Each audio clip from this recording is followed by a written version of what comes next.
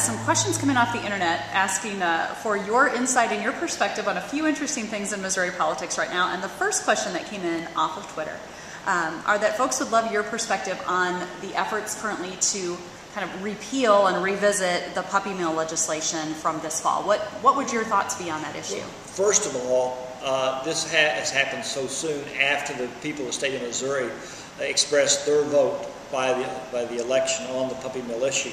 So I'd be very cautious as a legislative leader to move this fast. Let's let the law be implemented, then we can see if in fact it's working or not working and how it may need to be changed. But the people of the state of Missouri said that we deserve to have some protections in terms of the protection and the quality of the animals being produced and sold, and also by the people managing those facilities. And I think that people have a right for their voice to be heard over that of the legislative leaders at this time.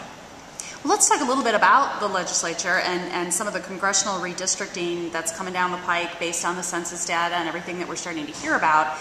What is your take on the redistricting, and what do you think could be the implications long term for the state of Missouri? Well, this is a very, very difficult issue for the political leaders in both parties in Jefferson City to try to navigate.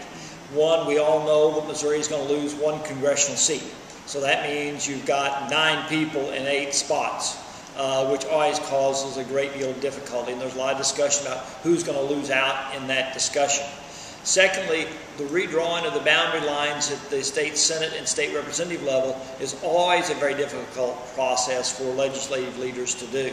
And so in this time when you've got a Democratic governor and a Republican House and Senate all have an influence into this process, it could be a very difficult process that has to occur by 2012, or we've got a serious problem as a state. What do you think are the greatest factors that need to be, will be taken into consideration as the state considers the redistricting?